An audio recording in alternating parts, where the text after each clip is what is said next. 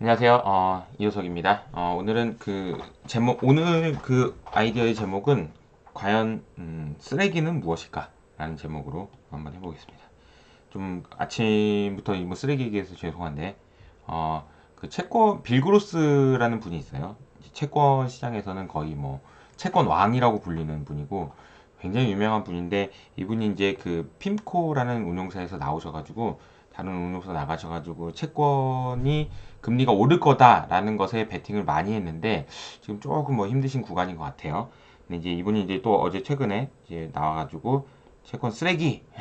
쓰레기! 뭐 이런 거 옛날에 옛날에 그 개그 하셨던 분 있는데 넌 쓰레기! 뭐 이런 아무튼 과연 쓰레기는 무엇일까? 자, 채권이냐 현금이냐 어떤 건 쓰레기냐 어떤 거를 갖다 버려야 되냐 요거 이제 관련된 얘기에서 이게 둘 중에 어떤 것이 더 쓰레기냐에 따라서 사실은 우리의 투자 전략이 완전히 달라져야 되는데 그 내용에 대해서 좀 설명을 좀 드려보도록 하겠습니다. 미국 시장 리뷰를 간단히 해보면 다우, 나스닥, 뭐 S&P 모두 올랐고요. 장 막판에 좀 무슨 일이 있었는지 좀 조금씩 올랐네요. 그리고 이제 장 근데 0.5% 이하, 0.3%그 이하의 움직임은 뭐 그렇게 크게 뭐 올랐다 빠졌다 이렇게 보기는 어렵고 어쨌든 뭐 다 뭐 S&P 사상 최고치 수준에서 지금 움직이고 있습니다. 주가 업종별로 보면은 어제 이제 보면은 녹색이 조금 이런 색깔 좀 많이 오른 거거든요. 그러니까 지금 뭐 여기가 에너지 섹터예요. 엑슨모빌이랑 쉐보론 뭐 이런 회사들이 좀 올랐습니다. 2%대. 그리고 좀 특징적인 게 웰스파고 이번 2.5% 이제 하도 많이 빠져가지고 올랐네요. 그 비자도 최근에 이제 주가가 많이 하락했는데 저도 이 내용은 좀 파악해봐야 되겠습니다만 실적 발표 이후에 이제 비자가 주가가 좀 많이 하락하고 있는 구간이고요. 그리고 이제 성장주 중에서도 뭐 실적이 안 좋은 애들은 이제 오토데스크 이런 회사들도 많이 빠지고 있어요. 그러니까 이게 지금 펀더멘탈대로 움직이고 있는 장이다 이렇게 보시면 될 것 같습니다. 구글이 오랜만에 빠졌고요. 페이스북도 좀 조정을 받았네요. 네, 그 정도로 마이크론 중요한 마이크론은 0.4%. 마이크론 중요하다고 하는 이유는 삼성전자 하이닉스 똑같았기 때문에 그래요. 그리고 이제 금리 오늘 얘기할 이제 금리에 대한 이야기입니다. 음. 금리에 대한 이야기인데 제가 이제 사실 어제 SBS에 가가지고 SBS의 멀 스트리트라는 데가 있거든요. 근데 거기 가가지고 제가 이제 인터뷰를 하다가 기자님께서 이런 질문을 하셨 뭐 잠깐만요. 죄송합니다. 무서워가지고. 잠깐만요. 올렸는데 죄송합니다. 무서워가지고. 이게 뭐냐면은 자 제가 이제 금리 얘기하다가 지금 웃어버렸는데 한국은행 기준금리 올렸잖아요. 근데 이제 제가 웃은 이유는 그래서 얼마나 올릴 수 있는데 한국은행이 이것 때문에 조금 약간 이러면 안 되는데 비웃음을 좀 한 거죠. 예. 근데 이제 금리라는 게 이제 더 올라갈 수도 있고 내려갈 수도 있고 그건 알 수가 없는 건데 음, 그 오정태 이사님도 얘기하셨지만 원래 금리라는 거는요 뭐에 따라서 달라지냐면 성장에 따라 달라지고요. 그 다음에 인플레에 따라 달라지고요. 그리고 이제 뭡니까? 리스크에 따라서 달라지죠. 이 세 가지입니다. 원래 이거 세 가지만 있어야 돼요. 원래는 금리라는 게 그런 거예요. 근데 여기서 뭐가 들어갔냐면 정책이라는 게 들어갔다라는 얘기고 저는 이제 뭐 이걸 수급이라고 표현하는데 아니 금리가 올라갈 만한 이게 지금 채권 금리에서 뭐 굉장히 중요한 영향을 주는 게 뭡니까? QE 얼마나 할 거냐, 채권 발행 얼마나 할 거냐, 요 얘기거든요. 펀더멘탈 기준으로 봤을 때 성장도 하고 인플레도 오고 그러니까 당연히 금리는 올라가지 라고 얘기할 수 있지만 연준이 가만 놔두냐는 거예요. 연준이 글쎄요. 연준이 가만 놔두겠냐는 거죠. 그리고 미국 정부가 가만 놔두겠냐. 금리 올라가도록 지금 이미 지금 돈 빌려놓은 돈은 막 여러분이 만약에 이제 미국 정부 입장에서 생각해 보시면 이게 답이 나오는데 제가 미국 정부입니다. 근데 돈을 너무 많이 빌렸어요. 이대로 가다가는 거의 어떡하지? 이런 생각이 들 정도로 많이 빌렸습니다. 실제로 미국 정부의 그러니까 발행한 채권은 20조 달러 정도 수준에서 28조 달러 수준까지 올라갔다 이렇게 얘기를 하고 있죠. 그러니까 작년에 22조에서 올해 이제 지금 보면 28조. 그러니까 빌린 돈 자체가 28조 달러나 돼요. 이 사람들 정말 진짜 6조 달러나 돈을 이를 빌리면 됩니까? 어쨌든 이 사람 빌렸단 말이에요. 근데 내는 이자는 어떻게 되는지 아세요? 내는 이자는 작년보다 오히려 줄었어요. 줄거나 늘지 않았습니다. 최근에는 업데이트 안 해서 줄었다라고 확정적으로 말씀드리기는 어렵고. 아니 그러면은 6조 달러나 늘었는데 이자가 왜 늘었지? 왜 줄었지? 내는 이자가? 아니 금리가 낮아졌으니까. 그 얘기가 뭡니까? 미국 정부가 금리를 올리는 거를 가만 놔둘까요? 이렇게 얘기하면은 미국 정부가 야 마치 금리를 조정하는 것처럼 들릴 수도 있겠으나 뭐 아니라고 얘기는 못하겠습니다. 저는 아니라고 얘기는 못하겠어요. 맞다고도 얘기 못하겠지만 아니라고도 얘기 못하겠습니다. 자, 그러면 그러니까 어제 이제 유가가 좀 올랐다는 건 한번 보여드렸고요. 빌고로스가 얘기하셨던 이 얘기를 좀 한번 읽어볼게요. 어제 이제 파이낸셜 타임즈 기사고요. 쓰레기다는 거죠.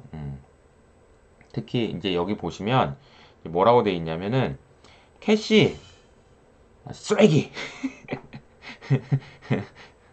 캐시가 원래 쓰레기였어. 그렇지만 투자의 가비지통, 그러니까 투자의 쓰레기, 투자 자산 중에서 쓰레기통에 굉장히 강력한 경쟁자가 생겼는데 이거는 롱텀 채권이야. 그러니까 장기 채권이 이건 쓰레기야, 쓰레기. 갖다 버려. 금리는 더 오를 거야. 라는 거죠. 채권이 쓰레기라는 얘기는 채권의 가격이 떨어진다는 얘기잖아요. 그러면 이거는 금리가 오른다는 얘기거든요.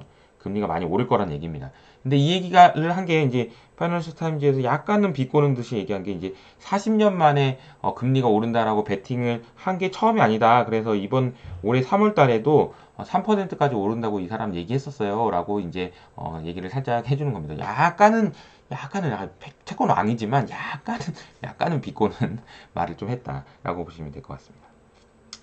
뭐가 맞을까요? 근데 이제 이게 왜 제가 이제 중요하다고 말씀을 드리냐면 요거 이제 설명드려볼게요. 저는 작년 이제 5월 달에 제가 이제 말씀드렸던 게 뭐였냐면 이 숏 캐시였죠. 캐시는 쓰레기니까 갖다 버리세요 라는 얘기입니다. 채권을 갖다 버리라는 얘기는 뭐냐면은 현금을 팔고 현금을 팔아? 현금을 파는 게 뭔 말이야? 그러니까 말이야. 숏캐시라는 말은 현금 판다는 얘기인데 현금을 판다는 얘기는 이 영어로 얘기하면 이겁니다. buy something입니다. 뭔가를 사는 거예요. 현금을 판다는 얘기는 뭔가를 산다는 얘기예요. 그래서 제가 말씀드렸던 숏캐시 전략이라는 거는 현금 쓰레기예요. 뭐 사세요. 아무거나 뭐라도 사세요. 라는 얘기를 그동안 드렸던 건데 이제 채권한 빌그로스님께서 그러니까 현금이 40년 동안 쓰레기였던 건 맞다. 그러나 이제부터는 채권이 쓰레기일 수도 있다. 라는 얘기하면서 이제 금리가 올라간다는 얘기를 하신 거잖아요. 저는 이제 여기에 이제 완전히 반대하는 의견인 거죠. 그러면 현금의 가치가 올라가려면 어떻게 될까요? 현금이 줄어들어야지. 아니면 현금을 갖고 싶어 하는 사람이 늘어나든가. 안 그런데. 안 그래요. 안 그래. 많아요. 지금도 현금이 너무 많아요. 그럼 너무 지금도 늘어나고 있어. 제가 이제 어제도 이제 했던 게 금리 올라가는 거 오케이 좋아. 근데 ECB가 제가 어제 소개해드렸던 기사 있죠. ECB가 2025년에 금리를 올릴 확률이 좀 높아졌대. 장난합니까? 2025년이요? 그럼 지금 아직 4년이나 남았는데 4년 후에 금리가 올라갈 확률이 높아진 게 나한테 무슨 상관이야 지금. 진짜 그러니까 이제 이 사람들 지금 장난하는 것도 아니고 돈 그렇게 빌려놓고 금리 올릴 생각도 없으면서. 근데 저는 이렇게 생각합니다. 스스로 이제 미국 연준에서 들고 있는 그러니까 채권은 이 정도로 막 늘어났다. 구체적으로 그리면 2008년 이후로 이렇게 늘어났다가 줄어드는 듯하다 이렇게 올라갔다 많이 그래졌잖아요. 22도 마찬가지입니다. 요게 스스로 멈출 수는 없다라고 생각합니다. 통화량이 스스로 줄어들 수는 없다. 만약에 이제 빌골스가 얘기하는 채권 금리가 올라가는 이 사건은 그냥 대단한 사건이 나타나서 어쩔 수 없이 연준도 어쩔 수 없다. 야 이거는 그냥 금리 올라가야 되겠다. 끝. 이런 상황이 아니면 안 올라간다라고 보고 있습니다. 쉽지 않다 생각보다. 저는 그렇게 보고 있고요. 그래서 이제 채권보다는 저는 현금이 훨씬 더 쓰레기다. 이렇게. 그런데도 왜 숏캐시 전략을 왜 뺐냐라고 말씀드리면 너무 많이 올라서 그랬어요. 자산이 너무 많이 올라서. 그러나 현금이 쓰레기가 아닌 건 아니에요. 현금 쓰레기예요. 앞으로도 그럴 겁니다. 예.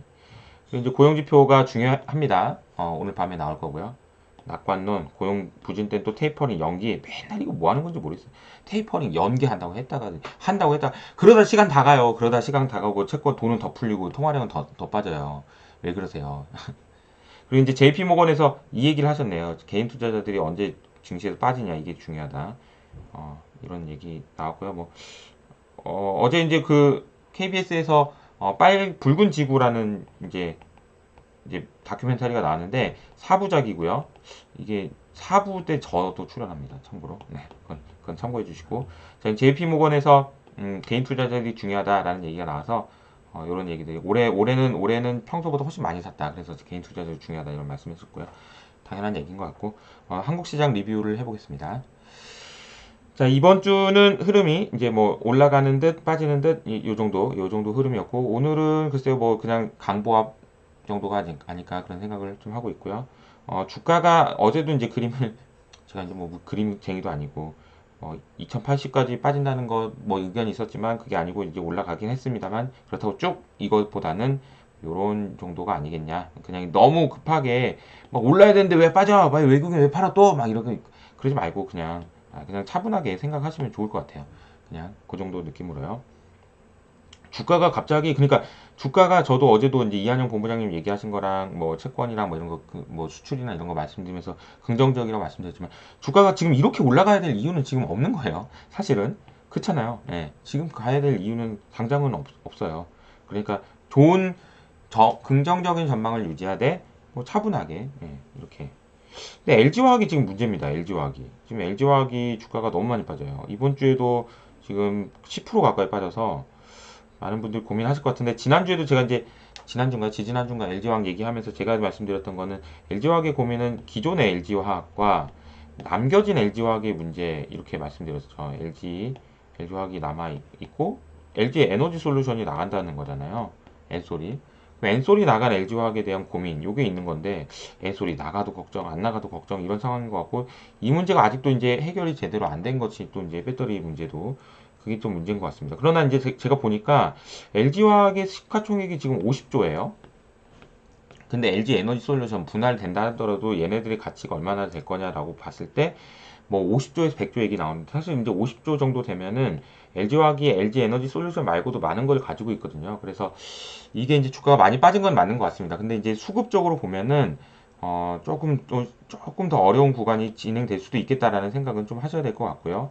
요것도 이제 SKC입니다. SKC를 제가 코멘트를 할 때, 야, 저 SK 뭐가 SK랑 합병되면 또 이거 SKC도 이거 이거, 뭐 어떻게 안 좋게 되는 거 아니야? 뭐 이런 불만이 나오면서 이제 주가가 이만큼 빠졌고요. 이번 주는 이제 어제도 이제 보면은 뭐 이제 증권사에서 SKC 이제 다 왔다 이렇게 점검을 해주시면서 주가가 좀 조정을 받은 것 같습니다. 이 차트를 보고 이제 제가 말씀드리는 건 아니지만, 제가 만약에 이 선이, 이 회사의 이 기업의 펀더멘탈이라고 보면, 제가 늘 그려드린 것처럼 주가는요, 이렇게 갔다, 이렇게 갔다, 이렇게 갔다, 이렇게 갔다, 이렇게 갔다, 이렇게 가는 거예요. 이렇게 오버슈팅 했다가 펀더멘탈을 수렴했다, 오버슈팅 했다, 펀더멘탈을 수렴하는 그 성장주가 만약에 성장이 꺾이지 않는다면, 이 선이 이렇게 꺾이지 않는다면, 이렇게 꺾이면 어떻게 될까요? 주가, 더 빠지고 이렇게 되겠죠. 근데 이제 그게 아니라면 이 주가의 궤적은 펀더멘탈대로 가긴 가는데 너무 갔을 때 이제 오버슈팅한 부분에 대한 되돌림 이런 게 있을 수 있다라는 생각을 하시면서 이제 투자를 하시는 게 좋을 것 같아요. 그러니까 SKC와 관련된 이제 밸류에이션 점검해 주신 이제 어제 이제 유한타증권에 계신 분도 제가 잘 아는 분인데 이분이 진짜 냉철하세요. 냉철하게 점검한 거예요. 그러니까 주가가 너무 많이 올랐다라는 걸 숫자적으로 점검했는데 그걸 이제 투자하신 분들이라면 야, 이 나쁜 놈아 이러지 말고 이 사람이 나를 대신해서 이 회사에 대한 가치를 점검을 해줬구나. 나도 한번 봐볼까? 이러면서 이제 점검을 해주시는 게 좋지 않을까. 아무튼 지금 국내 배터리 관련돼서는 이래저래 좀 어려운 환경이 이어지고 있는 상황인 것 같습니다. 그리고 이제 이번 주에 보면은 외국인들이 코스피를 6천억 정도 산 걸로 나오는데 제가 보면은 카카오뱅크를 많이 좀 샀어요. 카카오뱅크를 어제 팔았던데 왜 샀어? 이거 뒤에 말씀드리겠고 그 외에 이제 서비스 업종 그리고 철강, 음식료, 증권, 보험 이렇게 샀고 이제 코스피는 그냥 조금 샀다 이 정도로 보시면 될 것 같습니다. 화학은 LG화학인 것 같고요. 전기전자는 팔긴 팔았는데 그렇게 많이 팔지는 않았다. 이 정도로 정리하겠습니다. 카카오뱅크가 이게 보면은 지분율이 이제 어제 기준으로 5.5%에서 7.2%로 외국인의 지분율이 이렇게 늘어났다는 얘기는 지분율이 1.5% 늘어났다는 얘기잖아요. 그럼 요거는 대략 한 5천억 정도 되는 규모입니다. 러프하게요. 이 5천억 정도 되는 규모가 어제 이제 제가 설명드렸던 블락들이 있죠. 우정사업본부가 팔았어요. 3% 정도 팔았던 거 2.9% 정도였던 것 같은데 3%면은 대략 이거는 한 1.2조 정도 되는 4천억 40조 잡으면 1.2조 정도 되는 거를 팔았습니다. 근데 너무 많으니까 이제 한꺼번에 팔긴 어려워서 장 외에다 팔았죠. 그래서 뭐 외국인이 70% 정도 뭐 상당히 많이 가져간 걸로 알고 있어요. 저 숫자는 잘 모르겠습니다. 그러니까 이제 1.2조 중에 상당 부분 가져갔을 거고 어제 이제 판 거는 뭐 카카오뱅크를 좀 팔았죠. 외국인이 판 거는 뭐냐면 헤지 펀드들이 10% 싸게 사갔잖아요. 그리고 어제 이제 제가 보니까 카카오뱅크가 7% 정도 빠졌던 것 같은데 그러면 이제 3% 먹고 나가는 거예요. 얘네들은 그냥 안녕 나 3%잘 먹었다. 아예 하루 만에 3%면 어디냐 그러면서 나가는 거예요. 그런 나가는 애들이 2천억 3천억 정도 매도했다. 이렇게 제가 숫자를 정확히 몰라서 좀 잘 보고 와야 되는데 아무튼 그렇습니다. 그 내용을 보시고 외국인 수급을 보셔야 된다라는 걸 하나 말씀드렸습니다. 공지사항을 말씀 좀 드리겠습니다. 오종태 이사님하고 제가 이번 주에 화요일 수요일 날 화요일 목요일 어제죠 찍었던 북카페 내용 좀 말씀을 드렸고 목잡게 세상의 벌써 베스트셀러더라고요. 축하드리고요. 그리고 이제 요거는 이제 목요일 날 나온 그 영상 밑에 보면 그 책 이벤트 제가 이 책 이벤트를 하고 있습니다. 10권씩 드리는데 이거 출판사에 말해서 좀 더 달라고 할까? 사인해가지고 그 고민입니다. 어쨌든 이벤트에 참가를 많이 해주세요. 자, 그리고 이제 두 번째는 다음 주 월요일 날 점심 때는 이한영 본부장님과 시대의 1등주를 찾아라 라는 제목으로 이 책이 이제 따끈따끈하게 어제 나왔습니다. 실물이. 저한테도 이제 읽어보세요 라고 이제 왔는데, 개인적으로 지금 북카페를 운영 시작한 지 벌써 이게 이제 10번째입니다. 자, 이게 제가 이제 점심시간 포기하고 하는 거예요.